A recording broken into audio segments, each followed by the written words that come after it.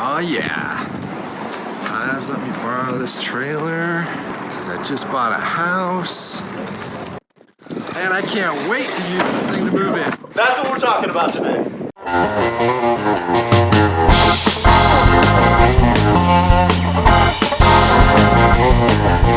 Well, here, let's real life story. Here, I've got a buddy down in Vegas who's been letting people move into his home before, like, in the contract. Yeah, he's sure that the house is going to sell, and he's letting the buyers move in a month and a half prior to settlement. Are you kidding me?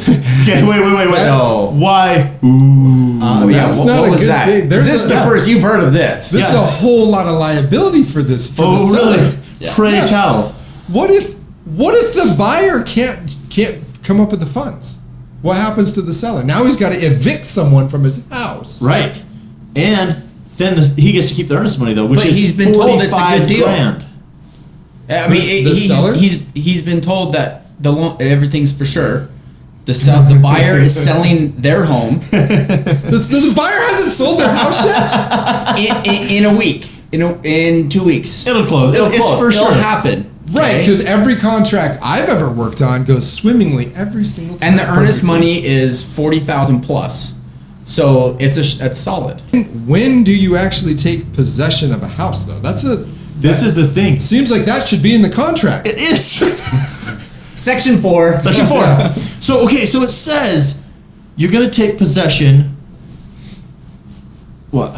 Whatever it's you guys have to negotiate that between the buyer and the seller. There's a little line you can put upon recording. Mm-hmm. You can put 24 hours, 48 hours, After. 26 and a half hours. Number of days. Yeah. Whatever you Well, want. let's talk about each one of those, though. Okay. Like possession.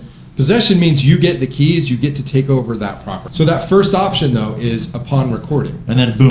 So it's all recorded. Now you can go move into that house. Okay. So that Upon recording. Yep. right. So we see that usually with vacant properties.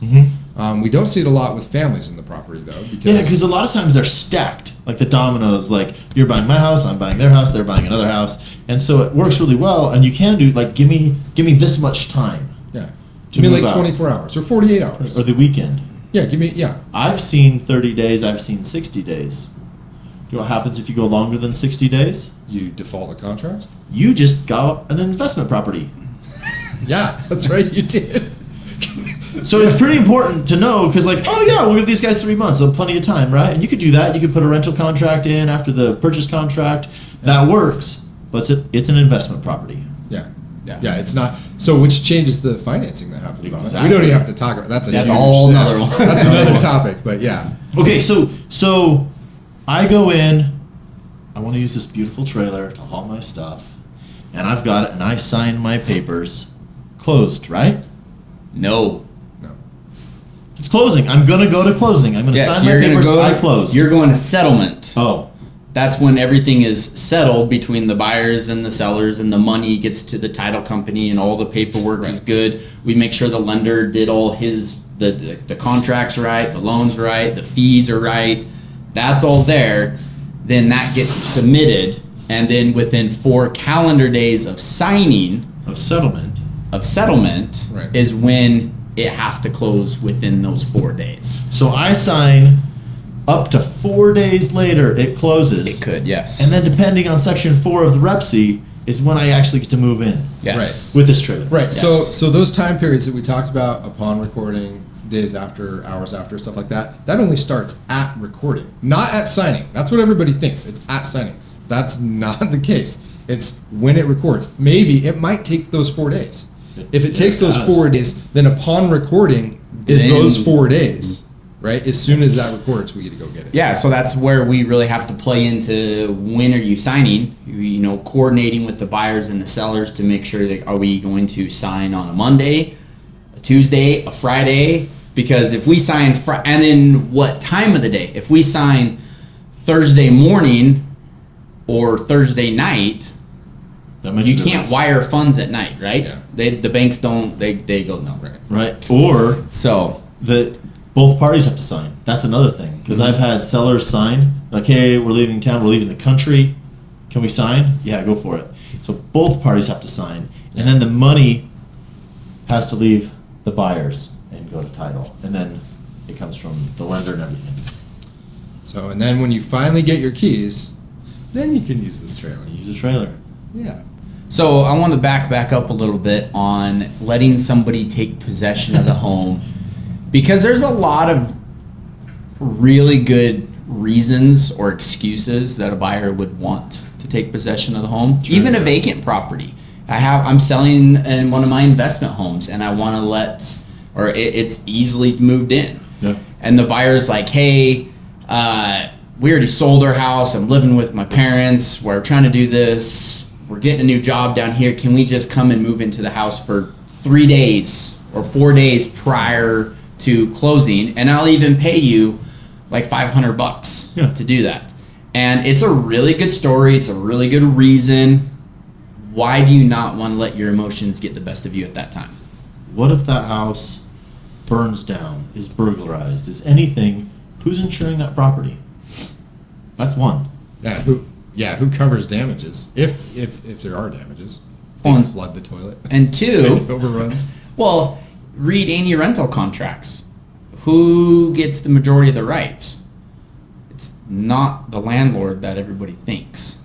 The renter has a lot of rights, and as soon as they're living there, they could now turn into some sort of squatting in the home.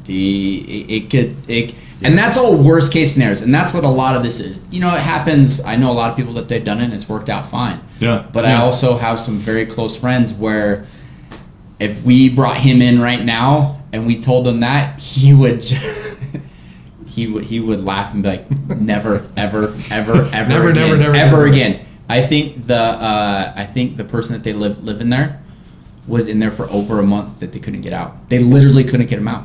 Yeah. So that's another Bad thing. news. The purchase contract is written heavily to protect the buyer. Rental contracts are to protect the renter. So if you're thinking about letting someone move in, really, really look at it and make sure you're protected. Yeah. And then you can move in. Yeah. Oh, real quick too, upon moving in, this is just because it's kind of the same time frame, I want to also recommend go do your final walkthrough before recording. Oh yeah. Or before signing.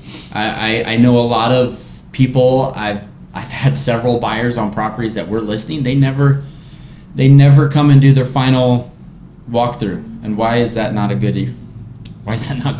Yeah, well, if the seller decides that they want to take those TVs after all, or the refrigerator, or those really nice blinds that are hanging in the house, whatever, if they decide they're going to take those and they just walk off with them and move to Arkansas, how are you going to get those back as a buyer? After you signed. That's the good thing we should talk about disclosures, because there are any things that's attached to the property or anything that's listed in it. Like I've had the sellers take the refrigerator and put a crappy one in. You know, that. Ooh, that's tricky. Yeah. I've had a few things switched out. Fixtures on the walls, that happens a lot. Yeah. So actually, if you leave the contract as is, you can take the TV, but you can't take the TV mount. Yeah. But I mean, make sure it's specified contractually, everything's right, and then make sure your contract is written right, because it matters. Well, and you want to make sure the house is as it was when you put the offer on it. Because in the REPC, it says to go do that. And you didn't do that. I see a lot on new construction too. Possession. I mean, once you sign and take possession of that property, you take it as it is. So back on possession recording. That one's another one where I think the lender can play a big part in, as far as making sure stuff has to happen a good week, 3-4 days before we can sign and close.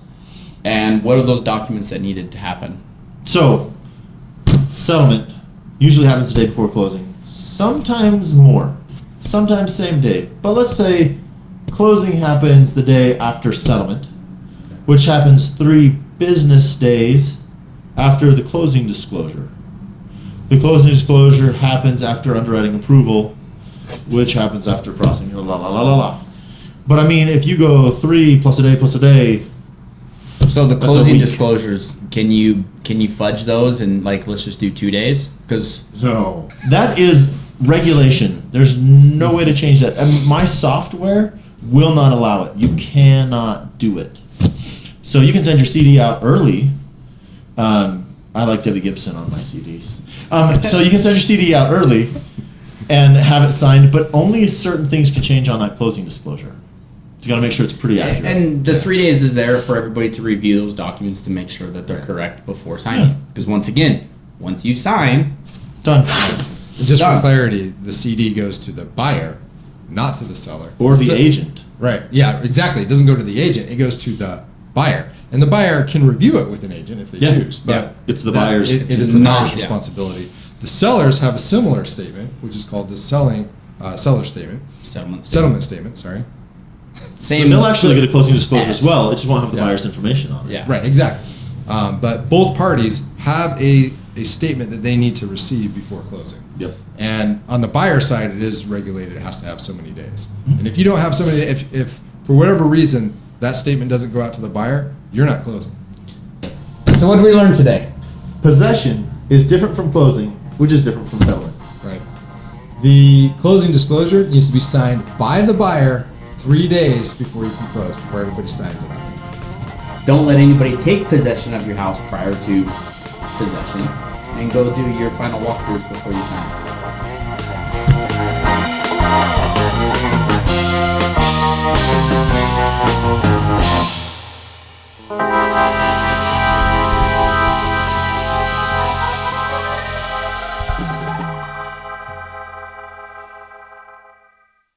I don't know what I'm talking about. No. Perfect. Cut. New take. Okay, so In you should have. not from your head. It's not from my head. When I was nestled into your chest. I want to cut there because I actually don't know what I'm going to say. So well, now we know everything there is about being possessed. Good. Cut.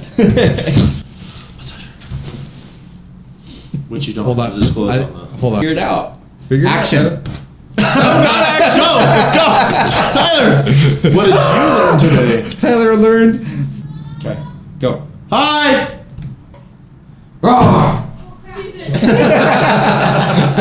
I'll do it.